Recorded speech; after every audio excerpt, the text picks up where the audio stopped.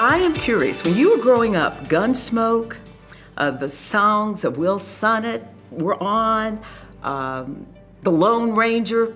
You grew up watching Westerns. Right. So what about Westerns captured your imagination? Well, I'll tell you honestly, I didn't like them very much. No, I watched them because they were, you know, exciting or whatever. But when I watched How the West Was Won, there was something authentic about it. The canoe I saw was birch bark.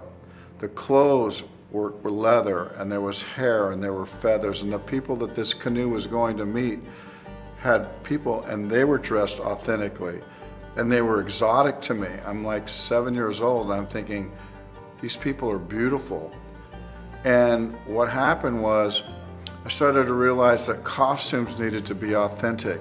Everything needed to be authentic, and I was drawn into the movie. I was suddenly in that world. And most Westerns weren't going that deep. They all had this look, and so I didn't like them. I don't like that many Westerns, but I love the Western when it scares me. I love the Western when it feels authentic, when I feel a nobility, when I feel a ferociousness, when I feel an injustice, and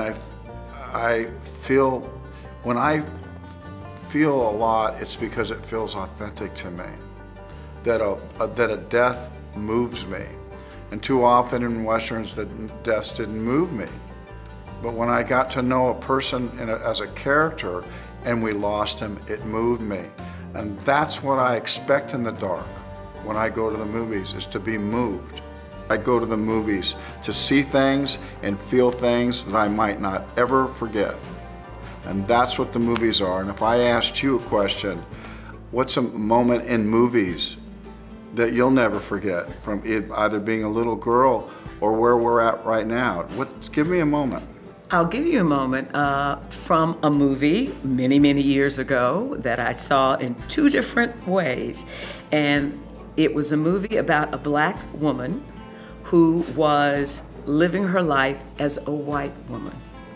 And in one time, the movie was called Pinky, and in another generation, it was called Imitation of Life. And to see how that movie affected a biracial child when it was discovered that she was really black. Right. How it destroyed her life. And how her mother, no matter what, still loved her and tried to support her. And so what happened is movies are powerful in our life. And when they're careful, they can become about moments we'll never forget in our life. We learned how to kiss at the movies. We learned I was screwed once I saw Sean Connery. I thought, well, the dude, he's the coolest guy that's ever gonna live. I just saw it and I'm not gonna catch him. But our parents, the movies were the first place that was kind of safe. We could go by ourselves. And we did learn what romance is. And we learned what honor was. And we learned what dishonor was. And when we look at the movies, we said, who do we want to be? For as fake as movies are, we also can see who we wish we were. And that's what's the truth about movies. And when we create that architecture, we create moments we can never forget.